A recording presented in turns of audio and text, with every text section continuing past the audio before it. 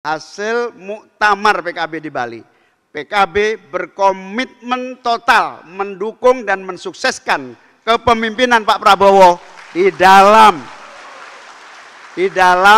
memimpin pembangunan nasional kita. Komitmen dukungan itu Bapak bukan sekedar verbal, tetapi itu menjadi bagian dari kewajiban sekaligus tanggung jawab politisi-politisi PKB menjadi bagian dari kesuksesan pembangunan nasional. Karena itu kami menegaskan, PKB tidak ingin Pak Prabowo tidak sukses, harus sukses di dalam memimpin Indonesia di masa yang akan datang.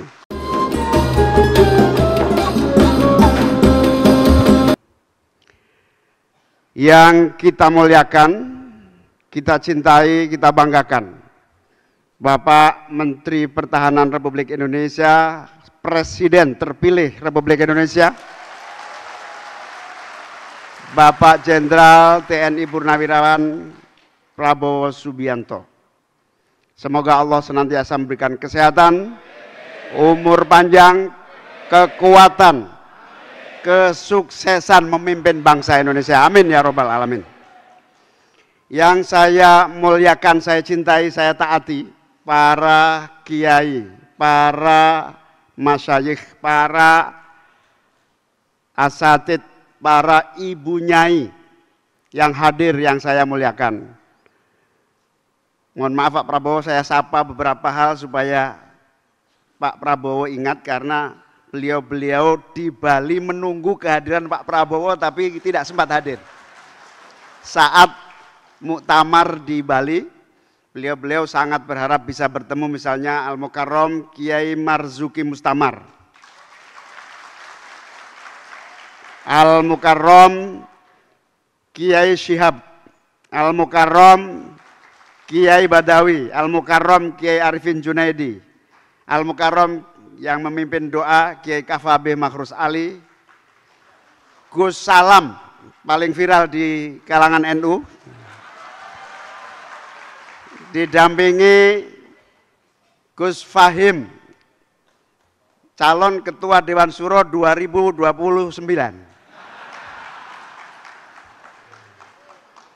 Dan seluruh para kiai, para ulama, Ibu Nyai Ju, pengasuh pondok pesantren Asem Bagus Situbondo, Ibu Nyai Ju Fawaid As'ad, dan seluruh Ibu Nyai yang tentu tidak bisa kami sebutkan, Kiai Jazuli, Kiai Imam Jazuli, Kiai Imam Jazuli.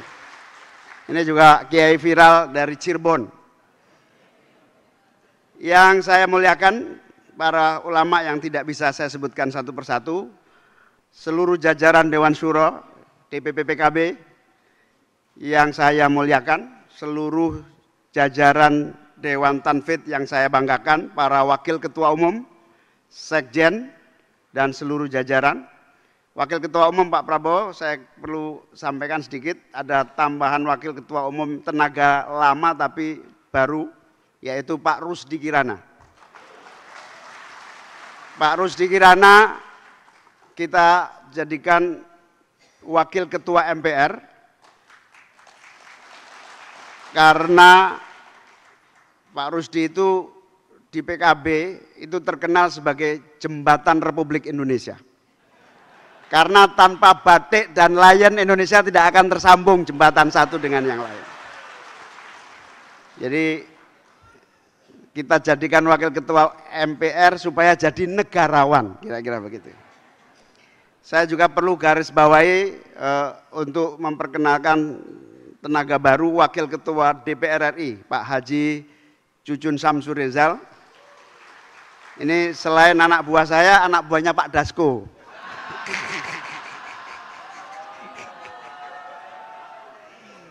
Ya, baru tahu ya?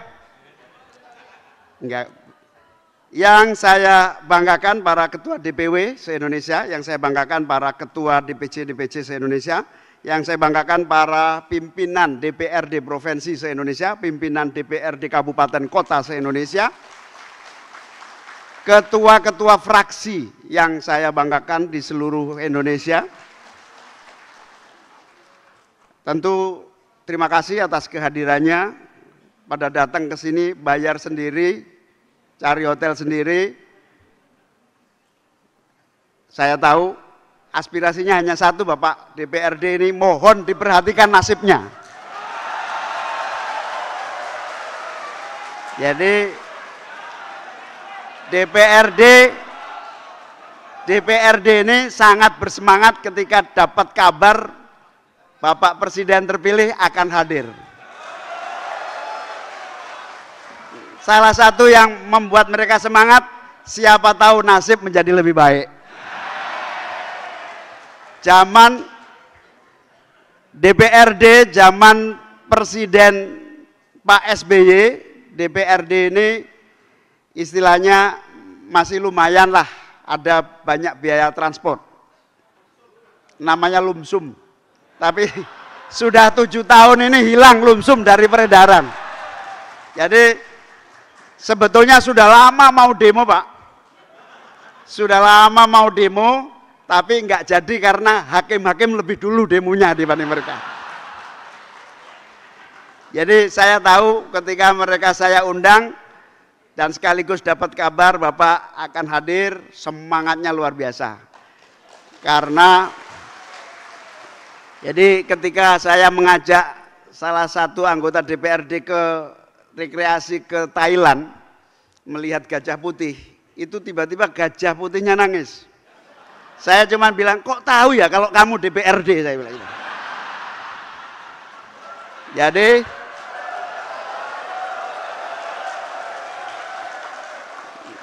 Jadi mereka-mereka ini Bapak, mereka-mereka ini mayoritas setelah dilantik langsung menggadaikan SK. SK apa namanya itu? SK pengangkatan. Dan rata-rata mereka menggadaikan ke bank-bank yang bunganya amat sangat tinggi. Makanya saya dan beberapa teman membuat bank baru, namanya BMI, Bank Muhaimin Iskandar. Lalu baru-baru ini ada nama bank baru namanya BRI, Bank Rusdi Indonesia. Jadi mereka rata-rata tidak terlilit pinjol, tapi rata-rata terlilit bank-bank pemerintah. Jadi mohon Bapak untuk sebetulnya di level Menteri Keuangan sudah kami diskusikan panjang dan sudah no problem. Karena pada dasarnya kami meyakini sepenuhnya kalau DPRD se-Indonesia ini lancar tugasnya, terfasilitasi aktivitasnya dengan baik, insya Allah mereka dan pemerintah daerah berkontribusi mendorong pertumbuhan ekonomi daerah untuk pertumbuhan ekonomi nasional. Jadi Pak Prabowo yang saya muliakan, salah satu agenda rapat koordinasi nasional ini adalah agar legislatif eksekutif di daerah berkontribusi seperti masa lalu, berkontribusi pertumbuhan ekonomi nasional dari kekuatan ekonomi daerah. Dan kita berharap cita-cita Pak Prabowo pertumbuhan ekonomi hingga 8% terwujud dalam waktu yang secepat-cepatnya. Amin. Salah satu sederhana Bapak meninjau saja Perpres nomor 33. Kalian jangan terlalu reaktif. Terlalu kelihatan kalau miskin.